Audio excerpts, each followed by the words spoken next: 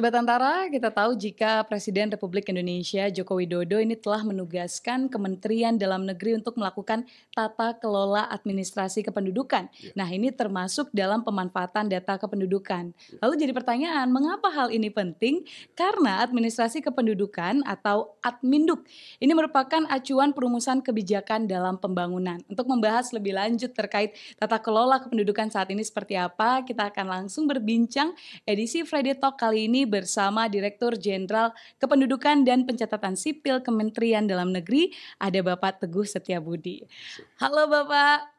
Halo juga Mbak Ovi. Iya, senang sekali kita bertemu kembali ya Pak. Iya, waktu itu pas di acara, betul acara iya. dari ada Kebudayaan gitu lah kebudayaan ya. dan ada juga peran dari pelayanan Dukcapil. Dukcapil. Betul. Sekarang saya bisa main nih ke kantor Bapak. Makasih. Nah, terakhir ketemu ini kan membahas tentang IKD waktu itu. Nanti kita akan bahas antara lain tentang identitas kependudukan digital itu. Betul. Ya. Tapi ini Pak, kalau kita membahas digital, mungkin Bapak juga tahu rame banget dibahas. Iya. Belakangan ini yakni terkait kebocoran data. Nah, mungkin ada yang Pak Teguh mau garis bawahi dan juga tekankan terlebih dahulu, silakan Pak. Baik, terkait dengan dugaan kebocoran data Dukcapil, kita sama-sama sudah maklumi ada pemberitaan dari Bridge Forum yang diunggah oleh user Triple R gitu. Di sini perlu kami tanggapin ya bahwasanya Ditjen Dukcapil bersama dengan BSSN dan juga stakeholder terkait itu telah melaksanakan mitigasi preventif dan juga audit investigasi secara cepat. Dan ini juga masih berproses. Hasilnya dapat kita sampaikan yang pertama adalah bahwasanya data yang ada di Bridge Forum dilihat dari elemen datanya itu tidaklah sama dengan yang ada di database kependudukan existing saat ini. Itu yang pertama. Dan yang kedua juga perlu sampaikan Mbak Ovi bahwasanya sejauh ini tidak ditemukan jejak kebocoran pada sistem informasi administrasi kependudukan atau SIAK terpusat yang dijalankan oleh Ditjen Dukcapil Kementerian Dalam Negeri. Dan kami sekarang masih dalam proses investigasi yang lebih mendalam, itu masih terus berlangsung untuk mendalami terkait dugaan kebocoran data tersebut, dan sekaligus ini juga kami melaksanakan mitigasi preventif untuk pencegahannya di masa mendatang. Ini yang ramai terkait dengan pemberitaan dugaan yang ada dalam Bridge Forum yang diunggah oleh user Triple R. Ya, berarti sekarang adalah data memang sudah dilakukan investigasi ya Pak ya, lebih lanjut terkait dan kebocoran tepat dan kita sampaikan bahwasanya database kependudukan existing yang ada di SIAK terpusat di Dukcapil tidak bocor. Ya, tidak ditemukan adanya kebocoran. Cross check lebih lanjut, tapi investigasi kami tetap masih berjalan. Terus melakukan pendalaman gitu. Oke, berarti sudah digarisbawahi ini agar tidak blunder di luar sana dan masyarakat juga paham tentang kondisi yang terjadi saat ini. Oke, kita bahas lagi nih Pak terkait tentang tata kelola kependudukan. Kita tahu ini menjadi PR juga ya, apalagi disuruh percepatan cakupan administrasi kependudukan. Nah, ini sebenarnya seperti apa Pak percepatan cakupan administrasi kependudukan di Indonesia? Jadi percepatan cakupan administrasi kependudukan ya Mbak Ovi ya, kita laksanakan melalui berbagai hal, baik dari sisi tataran regulasi maupun dari sisi implementasinya. Dari tataran regulasi kita telah melaksanakan atau menerbitkan Peraturan Menteri Dalam Negeri Nomor 9 Tahun 2016 tentang percepatan peningkatan cakupan kepemilikan akta kelahiran, misalnya itu. Nah, tapi kan masalah administrasi kependudukan dan pencatatan sipil bukan hanya itu. Kita juga laksanakan terkait percepatan untuk perekaman KTPL. Apalagi ini menjelang tahun pemilik, tahun politik ya, di mana tahun 2024 ada pemilu, pada tanggal 14 Februari 2024 dan November akan ada juga pilkada. Jadi kami lakukan langkah-langkah jemput bola. Jemput bola. Misalnya ya ke desa-desa dan kelurahan. Apalagi yang mereka terpencil gitu kan, ke daerah-daerah perbatasan. Tapi kami juga lakukan ke misalnya kelompok rentan, misalnya ke panti sosial, ke lapas, disabilitas, termasuk juga acara jemput bola yang misalnya Dukcapil goes to kampus, Oh. ke kampus-kampus, Dukcapil goes to school, ke sekolah-sekolah, mereka adalah untuk para pemilih pemula. Kemudian juga integrasi data wajib KTP pemula yang tadi saya sampaikan dengan data pokok pendidikan yang ada di Kemendikbud. Oh, Nah ada ini kami kolaborasi lakukan itu karena itu penting sekali. Misalnya mereka saat ini belum berusia 17 tahun. Tapi pada saat tanggal 14 Februari atau tentang waktu itu kan umurnya 17 tahun. Iya. Kita harus rekam. Nah, nanti kita akan kasih KTP-nya, kita cetak pada mereka saat umur 17 tahun. Ini mereka adalah pemilih pemula yang tidak boleh diabaikan. Kemudian juga terkait masalah penyediaan data target kepemilikan akta kelahiran misalnya, kan ada akta kelahiran, kemudian juga rekaman KTPL, ada akta perkawinan, akta perceraian, KIA gitu ya, itu cukup banyak. Kita lakukan itu. Artinya bahwasanya perlu juga sampaikan bahwasanya pelayanan dokumen kependudukan itu bukan hanya masalah KTPL, tapi orang lahir kita mendapatkan akta lahir, ya kan? Kemudian karena ada orang lahir, makanya kakaknya berubah, kita kasih kakak. Kemudian anak itu kan juga wajib punya identitas, ada kartu identitas anak. Nah seterusnya proses kehidupannya, ada mereka nikah, ada akta perkawinan, kalau ada masalah juga mungkin ada akta cerai, mudah-mudahan itu kita tidak terjadi, ada mungkin proses pindah datang dan sebagainya, sampai kepada akta kematian, gitu kan. Itu 23 layanan dokumen kependudukan. Dan saya garis bawahi bahwasanya terkait layanan dokumen kependudukan itu kita laksanakan secara mudah, secara ramah, secara cepat, tidak diskriminatif, dan juga adalah ini gratis. Apa itu? Oh. Tidak ada pungutan sama sekali. Orang-orang kan kadang takutnya, nanti dikenain biaya, itu gratis. masih ada isu-isu gitu. Itu, kalau ada laporkan. Itu Mbak. Berarti bisa dilaporkan ya, Pak Iya, Teguh? kami sudah punya call center, lalu Dukcapil yang sudah kami sebarluaskan. Kami juga punya media sosial, ada misalnya Instagram, ada juga Facebook, secara institusional, dan saya sendiri juga memiliki itu. Instagram saya rata-rata juga masalah kedinasan. Gitu. Malah orang curhat ya jangan-jangan. Iya, Dan komplain. Tapi itu positifnya adalah kita jadi tahu bagaimana keluhan dan juga respon-respon masyarakat. Iya, dan kami juga kemudian menyampaikan kepada jajaran saya, tolong itu bisa direspon secara cepat, ya, agar betul-betul layanan itu bisa kita maksimalkan. Dan kami tentu saja tidak hanya di Dukcapil, tapi yang sungguh sangat penting adalah dinas-dinas Dukcapil yang ada di daerah.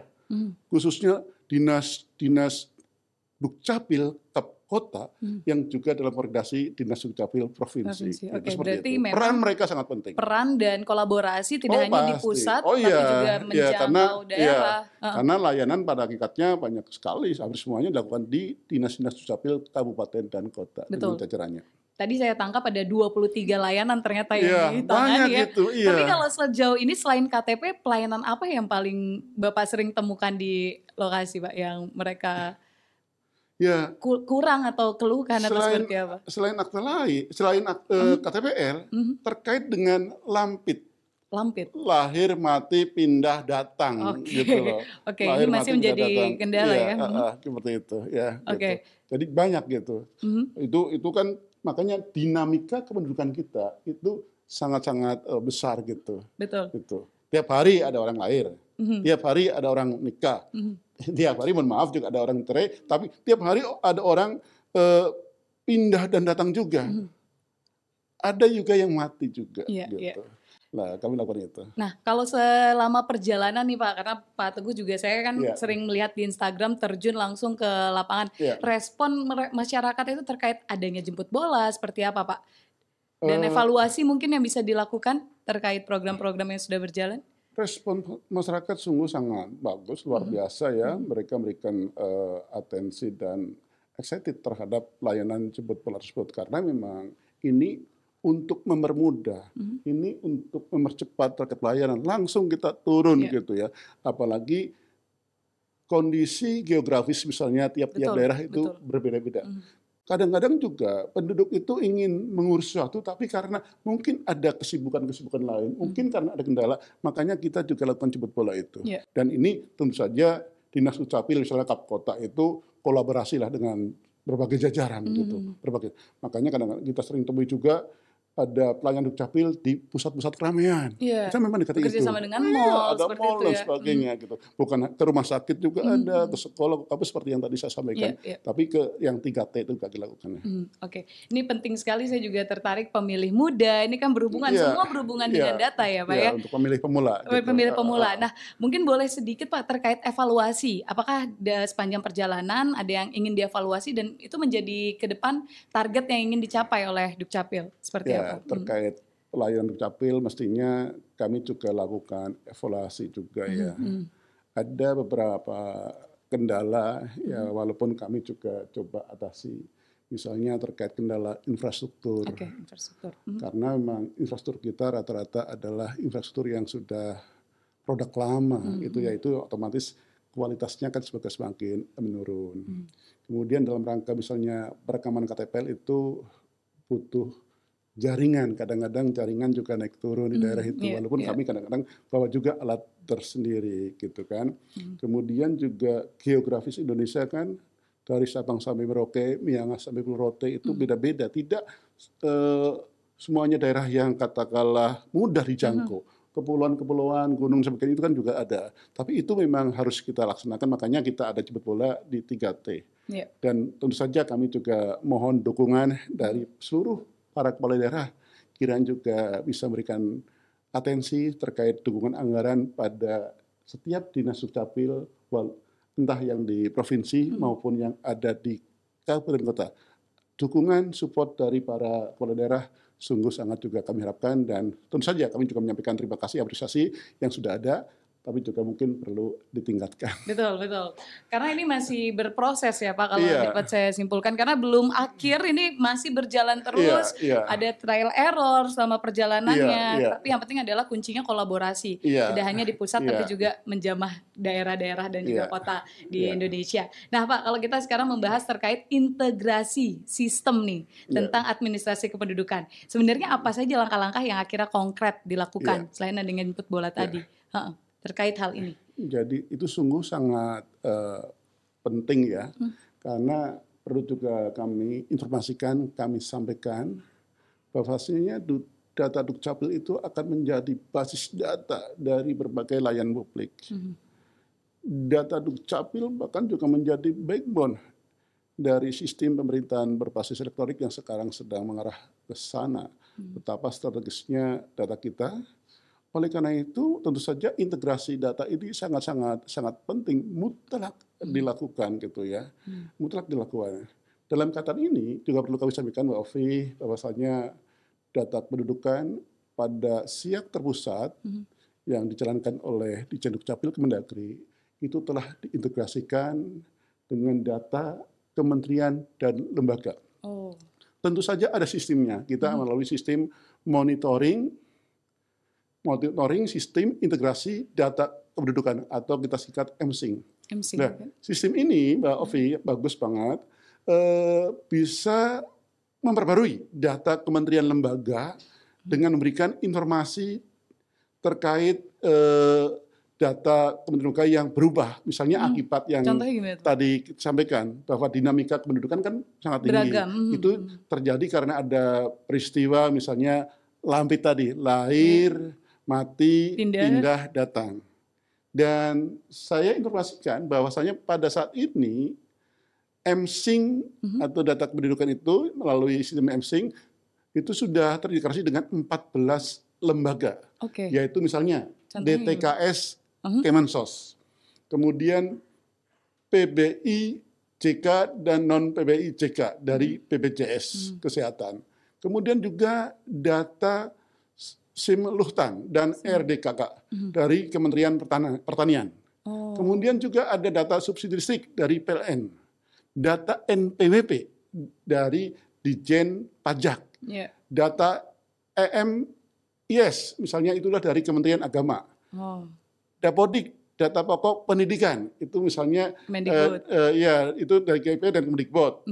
Kemudian data pemilih dengan KPU, data BPJS Ketenagakerjaan, data BPUM dari Kementerian Koperasi dan UMKM, data kepemilikan kendaraan gitu kan dari Polri, data kepemilikan tanah dari Kementerian ATR BPN, data ASN dari BKN, data vaksin COVID-19 itu dari Kemenkes. Dan kami lanjutkan, selain itu juga ada data kependudukan yang telah dimanfaatkan melalui pemberian akses.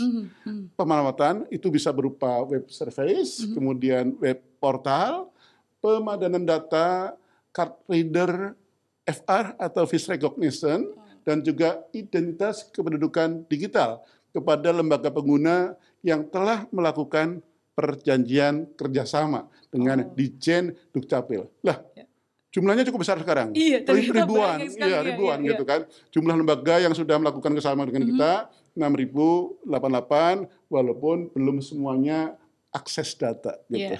Berarti memang sejauh ini untuk integrasi sistem administrasi kependudukan sudah dilakukan kolaborasi juga dengan lembaga terkait dan kementerian, khususnya untuk sinkronisasi data gitu ya Pak ya, bisa saya bilang. Dan ini nantinya pastinya akan harus lebih kita lakukan percepatan, karena bagaimana juga kita juga harus mensupport implementasi SPBE dan juga ada kebijakan terkait masalah satu data Indonesia, kita juga berperan di situ. Betul. Tantangan terberat gimana tuh Pak kalau menghadapi data ini, apalagi sinkronisasi ini, wah pasti jadi apakah ada kendala selama perjalanannya atau seperti apa? Apalagi ada kolaborasi juga dengan berbagai instansi terkait. Nah, ini mohon maaf ya, kalau kita bicara integrasi data yang sangat mudah kita omongkan adalah bagaimana kita koordinasi, bagaimana kita sinergi, bagaimana kita kolaborasi. Namun itu mudah diucapkan, implementasinya itulah yang butuh komitmen yang besar dari semua pihak. Betul. Gitu. Berarti memang mungkin sekarang kendala yang harus dihadapi adalah itu, tapi kita harus mengarah ke sana. Betul. Gitu. Oke, Pak, kalau tadi membahas sedikit juga nih terkait integrasi sistem administrasi, saya tertarik adalah menjelang 2024 ya Pak ya, untuk pemilu ini. Biasanya orang-orang kan takut ada data yang ganda atau apa, nah itu strategi-strategi untuk hal tersebut sudah ada belum Pak untuk pencegahannya? Pertama, perlu kami sampaikan, bahwasanya koordinasi, komunikasi, kerjasama antara Ditjen Dukcapil Kemendagri dengan KPU sungguh saat ini berjalan dengan baik, bagus, dan terima kasih kepada KPU atas semuanya itu. Jadi kami juga telah menyampaikan misalnya DP4 pada 14 Desember 2022 yang lalu. Kemudian kita juga bersyukur bahwasanya DPT nasional untuk pemilu 2024 sudah disepakati ditetapkan pada tanggal 2 Juli 2023 yang lalu. Tentu saja kami dengan KPU sudah melakukan katakanlah pendalaman agar itu tidak terjadi. Dan sekarang ini juga walaupun DPT itu sudah ditetapkan, kami masih memberikan updating data terkait tadi itu mati, pindah, datang, itu kan harus kita sampaikan. Nah terkait dengan isu-isu yang mungkin terjadi yang harus kita waspadai, memang biasanya selalu muncul pada setiap atau pada waktu atau menjelang katakanlah terlaksananya pemilu atau pilkada, misalnya terkait mungkin belangko KTPL yang tidak terpakai tercecer, ditemukan sekian banyak KTPL tercecer, kemudian masalah nik ganda, kemudian juga masalah WNA yang diberikan KTPL WNI, itu selalu terjadi.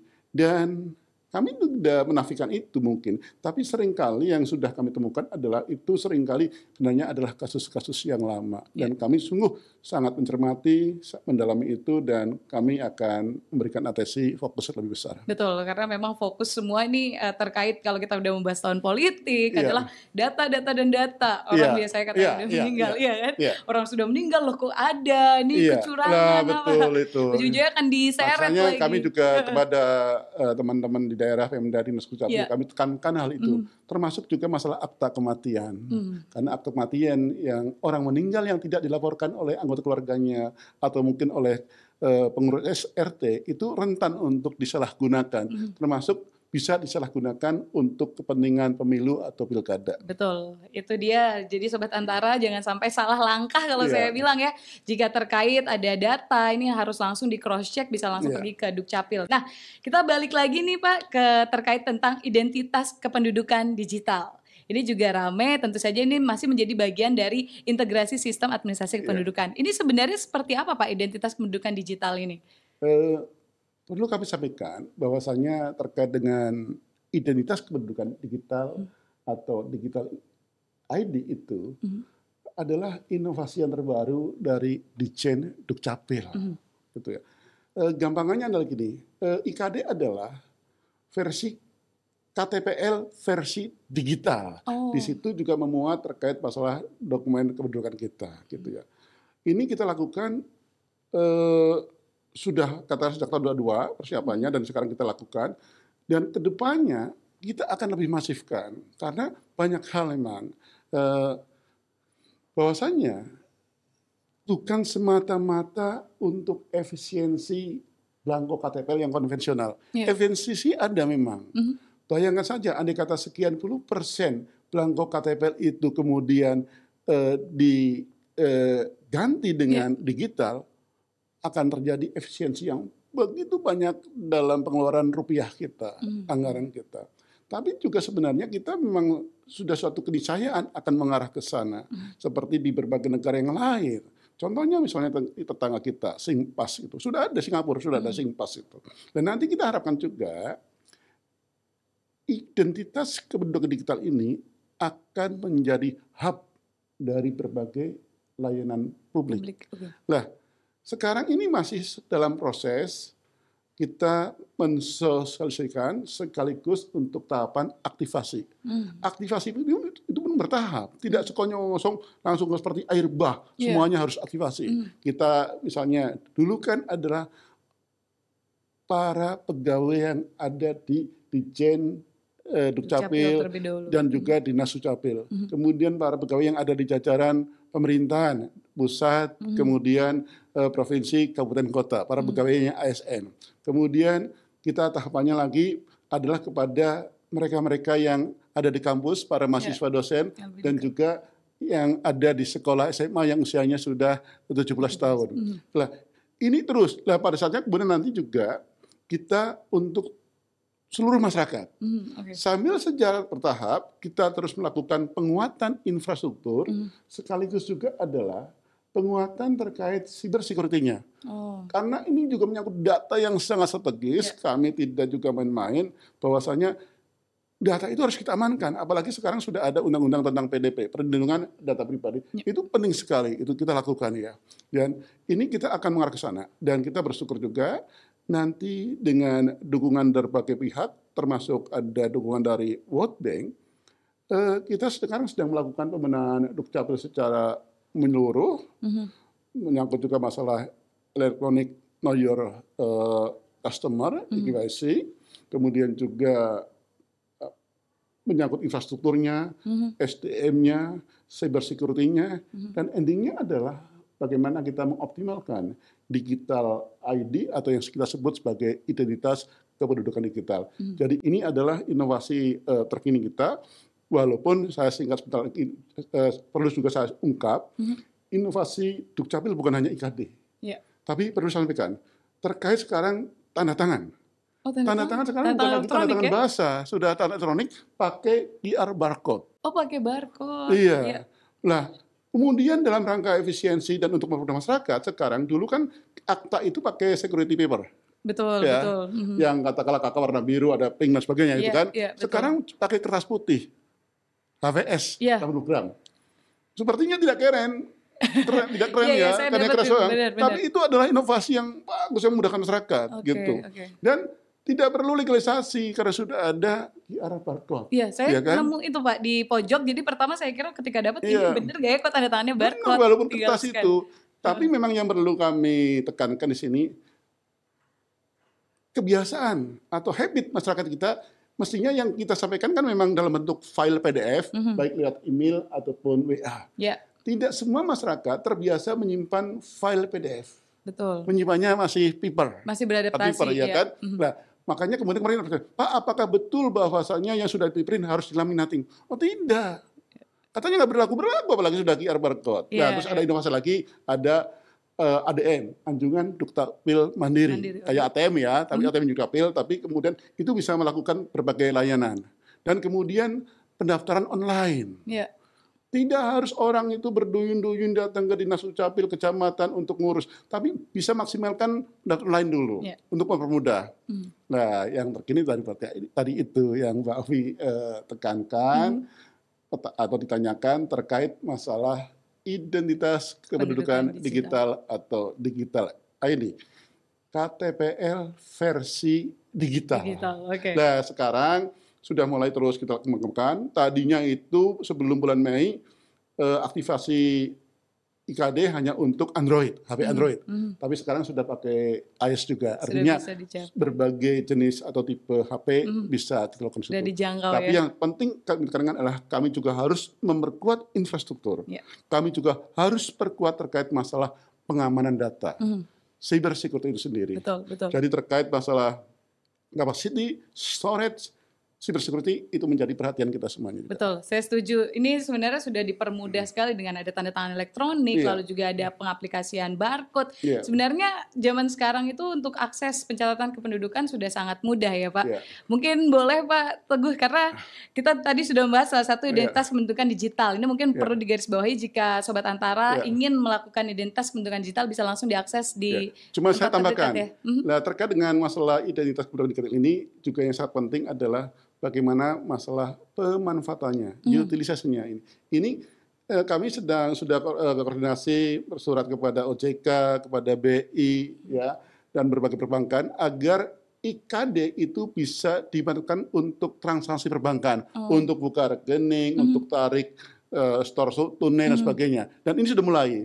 Sebagai awal kemarin kami lakukan misalnya IKD for Banking untuk BPD Jawa Timur di Kota Surabaya dengan Pak Wali Kota di sana. Nah ini sekarang dengan berbagai kantor perbankan yang pemerintah tahap ke sana. Nah kemarin juga kami rapat dengan BPD DKI Jakarta misalnya, dan seterusnya akan ke arah situ. Kami juga berharap nantinya dengan Ditjen Imigrasi nanti juga IKD mungkin bisa untuk masalah imigrasi dan sebagainya. Jadi itu juga sangat penting untuk bisa betul-betul mengoptimalkan fungsi atau manfaat dari IKD itu sendiri. Betul, saya setuju Pak. Sebagai closing saya, ini mungkin dapat saya bilang, di zaman sekarang dengan mudahnya akses pencatatan kependudukan, sebenarnya sangat aneh ya Pak, kalau orang nggak punya kartu identitas. Benar ya Pak? Ya, dan kita percaya juga ini Sobat Antara, jika pencatatan kependudukan yang maksimal, nanti ke depan akan memberikan pelayanan publik yang maksimal juga bagi masyarakat, sehingga ke depan kita dapat meningkatkan SDM yang berdaya saing. Terima kasih Pak Teguh, obrolan yang luar biasa, dan semoga Sobat Antara ini bisa memberikan perspektif atau bahkan memberikan wawasan baru juga terkait data. Jika Sobat Antara butuh informasi lebih lanjut bisa langsung diakses di semua kantor Dinas Kependudukan dan Pencatatan Sipil terdekat di kota maupun kabupaten Anda. Sampai bertemu di episode lainnya dan sampai jumpa.